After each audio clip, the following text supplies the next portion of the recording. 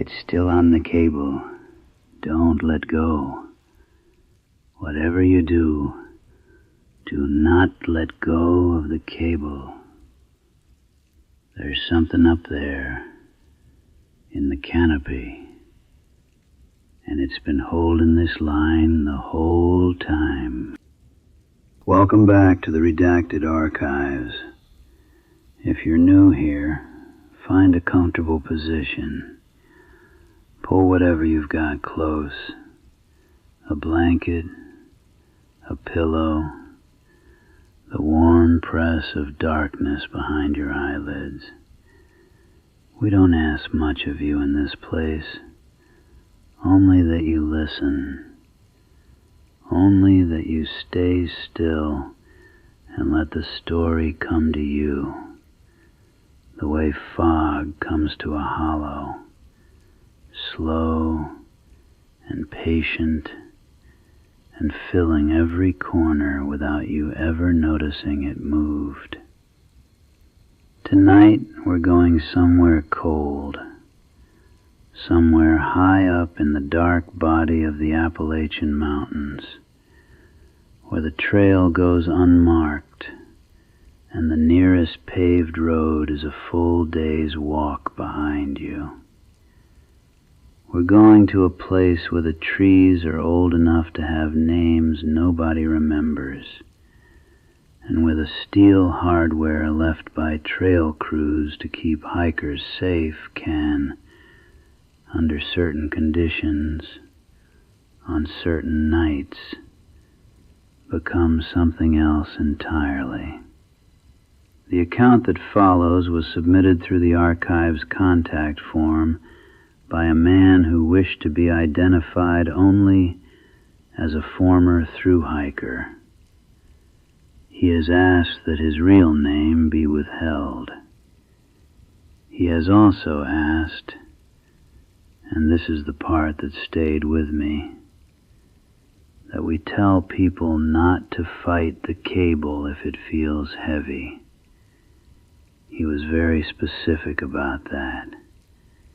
He said, if the tension feels wrong, if the line pulls back with something that doesn't feel like weight, you unhook your pack and you walk away. He said he learned that too late. This is his account, as faithfully as I can render it. He told us he was on day 41 when it happened. 41 days on trail. If you've never done a thru hike, that number might not mean anything to you. So let me try to translate it. By day 41, your body has been remade, not improved. Remade. You wake every morning with a dull, systemic ache that lives in the joints first and migrates down into the tendons, then into the skin itself, which by that point has grown weather dark and tight across the cheekbones. Your shoulders are calloused from the pack straps in the specific geometry of your load. Two curved ridges of hardened skin that map the weight distribution of everything you carry. The balls of your feet are like old leather. Your appetite has become something almost animal. He had been carrying a base weight of about 19 pounds out of Springer. By day 41, with water and the last of his resupply, the pack ran closer to 26. Not light. The kind of weight that by mile 15 starts talking to you, starts making its presence known in the hips and lower back. He had done 31 miles that day. He was the first to say that was a mistake in hindsight. Not the haunted kind of mistake, just the ordinary kind. The kind a tired man makes when he's behind on miles and the weather looks manageable, and he tells himself the next shelter is only another 6 or 7 in, so he might as well push. The fog had come down around mid-afternoon, somewhere on the ridge line above a gap he couldn't name on his map. It came the way mountain fog does, not as a single bank rolling in, but as a slow thickening of the air itself, the visibility cutting from a 1/4 mile to 50 yards to 20 in the space of about 40 minutes.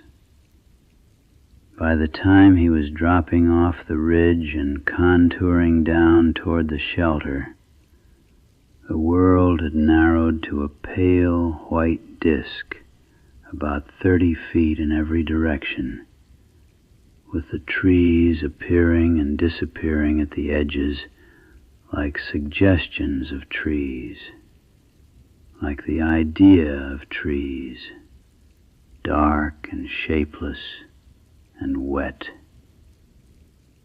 The trail was muddy, not soft mud, the gummy, sucking kind that grabs at your boot sole and holds just long enough that you feel every step as a small labor. The leaves were down and soaked through, black and pulpy on the ground, and the smell of them was rich and rotting and cold. Above him, through the fog, he could hear, not see, water dripping from branch to branch in long chains, a slow, random percussion that followed him the last mile into camp. He arrived at the shelter at approximately 2 in the morning. He knew the exact time because he checked.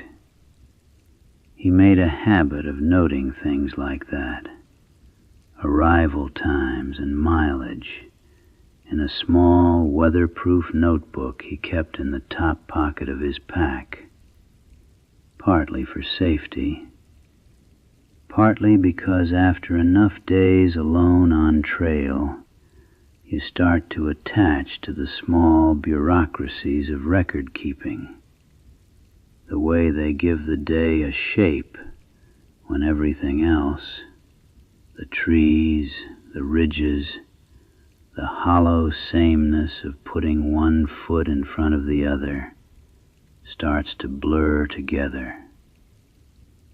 The shelter was a 3-sided lean-to, older construction, he guessed. The wood had that deep gray color that comes not from paint, but from decades of weathering. And where the logs joined at the corners, the bark had long since fallen away, and the exposed wood beneath was the color of old pewter. The roof was corrugated metal, and the floor was raw timber planks, with gaps between them wide enough to lose a tent stake through. At the back, the sleeping platform was elevated off the ground by maybe 18 inches, and above that the structure opened into the mountain dark. No back wall. The kind of design that prioritizes ventilation over warmth, and always feels, in the middle of the night, like an invitation left open to whatever is out there. Nobody else is in the shelter. That wasn't unusual for this section of trail in mid-October. The through hiker wave had passed weeks before, and the section hikers had mostly retreated for the season.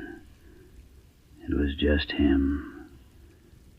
He dropped his pack at the edge of the platform, sat down in the wood, and let himself breathe for a moment. His headlamp was a narrow cone of white in the fog, illuminating the middle distance at about 10 yards before dissolving into nothing. He could hear the drip of water in the trees. He could hear, somewhere below him, the faint movement of what he assumed was a small creek. He couldn't hear anything else. And he would later tell us that for the first half hour in that shelter, that silence felt like the good kind, the kind that means you are finally still and the world is finally letting you rest. He ate cold. He didn't want to deal with the stove. He had some crackers and the last of the peanut butter packet and a handful of almonds, and he ate them slowly, sitting on the edge of the platform with his boot unlaced and his socks pulled off and his feet hanging down in the air, drying. That detail, the drying feet, he mentioned it specifically, and I think it's worth noting because it tells you something about the quality of that arrival, the small private relief of it, the sense that the day's work was done and what followed was only rest. After he ate, he did what every careful backcountry hiker does before sleep. He dealt with his food. The shelter had a bare cable system on the large white oak that grew about 40 feet from the lean-to's open face. The tree was massive, 2, maybe 3 feet across at chest height, and the cable had been installed by the trail maintainers at a point high enough in the tree that the lowest hang would keep a food bag well out of reach of any bear, even a large one standing on its hind legs. The system was a simple mechanical affair. A steel cable ran up the trunk and out along a horizontal limb, threaded through a pulley that was bolted to the bark, and back down to a hand winch mounted to the trunk at about waist height.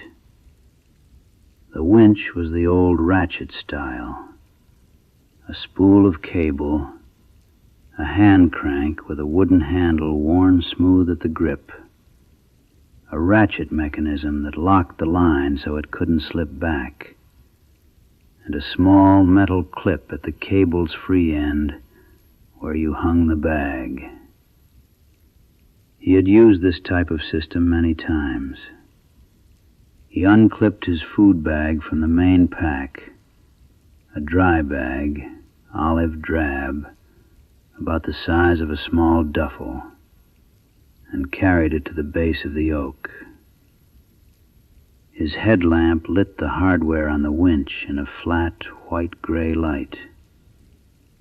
The metal was surface rusted in the way mountain hardware always is, a thin, reddish skim over the iron, and the cable itself was dark with use, the individual wires slightly frayed at the clip end where the metal fatigues first. He ran his thumb along the frayed section out of habit, felt the small burr of it against his skin. He clipped the food bag to the cable end. He put his hands on the winch crank and began to turn. The line went taut immediately, the way it should, the slack running out as the cable wrapped around the spool. The ratchet made its clicking sound, a sound he knew well by then, that metronomic mechanical tick that counted the cable's progress up through the pulley and into the canopy above. He could feel the weight of the bag through the handle.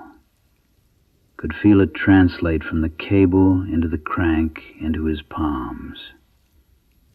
About 7 pounds, he estimated. About right. Then the weight changed. He felt it on the 4th or 5th full revolution of the crank. A sudden, soft increase in resistance, like something had been added to the bag. Not a jolt, not a sudden impact, just a slow, gathering pressure coming back down the line at him, working against the crank direction, as if the bag had doubled in weight between one rotation and the next. He stopped. He stood there in the dark with his hands on the crank handle, and he listened. And he looked up into the canopy where his headlamp beam traveled about 15 feet before the fog swallowed it completely. He could see the cable running up and away from the pulley, and then nothing. Just the pale, featureless wall of fog above the first fork of the tree. He told himself it was the bag catching on a branch. He told himself the cable had bound up somewhere in the pulley system, and that if he worked it back and forth a little, it would free. He told himself the wet conditions had introduced extra friction into the line. He had a reasonable explanation for everything he was feeling. He put his weight into the crank and turned it again. The resistance was still there, greater than before.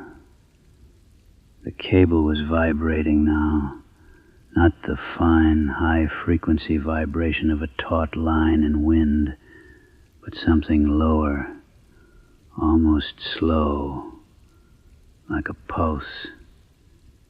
He could feel it in the handle. He could feel it in his forearms. The ratchet mechanism was holding. The line was not slipping back, but every degree of rotation he gained felt contested in a way he had never felt from 7 pounds of food bag on a cable, in a way he had never felt from any weight on any cable. He turned the crank again. The resistance pushed back. He was not afraid yet. He was something earlier than afraid, a state of high attention, a watchfulness, the way you feel when something in the environment doesn't match your expectations and your mind has not yet decided what category to file the information in. He looked up again. His headlamp cut into the fog above the oak's first fork. The cable ran up into that light and out of it. He tried to follow it with his eyes, and he couldn't. The fog was too thick, and the dark above the fog was total. But something, and this is the part of the account he told us was hardest to describe, the part he kept returning to and revising the language around. Something up there shifted. He didn't hear it. He didn't see it move. He felt it through the cable. A slow, deliberate repositioning. The kind of weight shift that comes from something that is choosing to move rather than something that is being moved. He let go of the crank. The ratchet caught. The line held. He stood at the base of the oak with both arms down at his sides, and he looked up into the dark above the fog, and he tried to understand what he was looking at. His headlamp beam was a pale column in the fog. The cable ran up through that column and vanished. And then, as he stood there, the beam caught something at the very edge of its reach, the limit of the light, 20 feet up, where the fog was thickest. Something long, something pale, something that was folded against the cable in a way that didn't follow any geometry he could find a name for. It was still. He was still. The cable between them hummed very softly in the autumn air, drawn tight with whatever was holding the other end. He reached up slowly.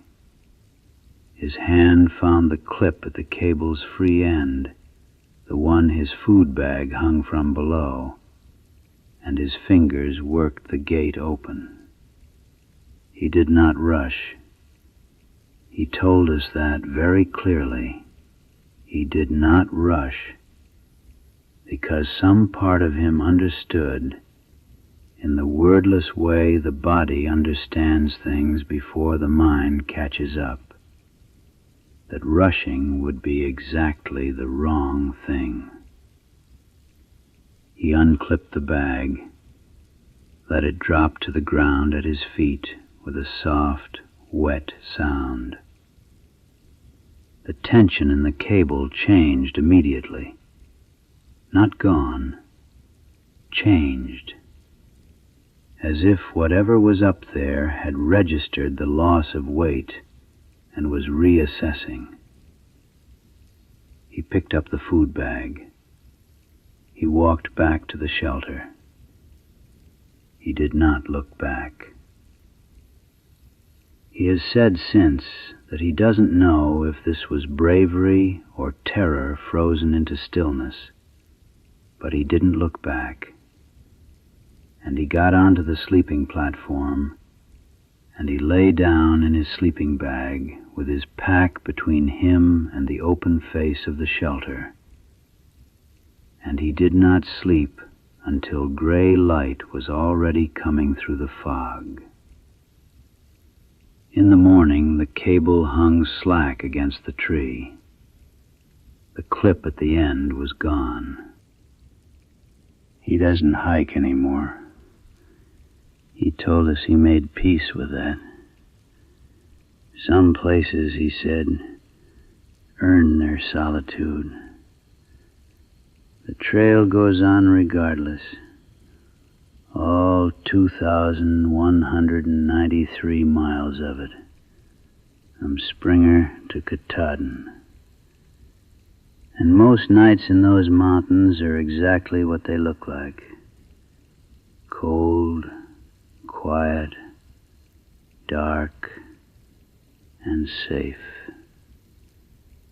But there are certain shelters, he says, certain trees where the hardware is older than the maintenance records, certain cable systems where something has learned the pattern of the ritual, the arrival after dark, the food bag on the clip, the sound of the ratchet counting the line up through the canopy. And whatever that something is, it is patient. It has been patient for a long, long time.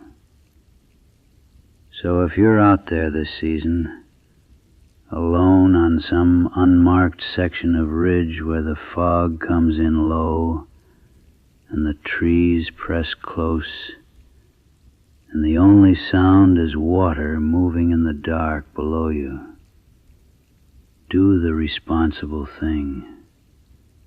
Hang your food. Follow the protocol.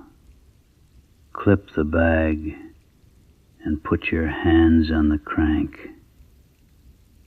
But if the line feels wrong, if the resistance comes back at you with something that breathes in it, something deliberate, something that is not the weight of 7 pounds of food in a dry bag, let go. Just let go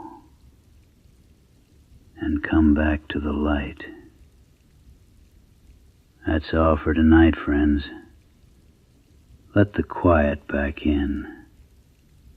Let the story settle. You're in your bed. You're warm. Whatever dark hollow we just walked through together, it's behind you now. And the distance between you and those mountains is exactly as wide and safe as it needs to be. Close your eyes. Let the fog dissolve. Let the sound of the trail drain away beneath you until all that's left is your breath and the warmth and the good darkness behind your eyelids. The archives will be here when you wake. Sleep well.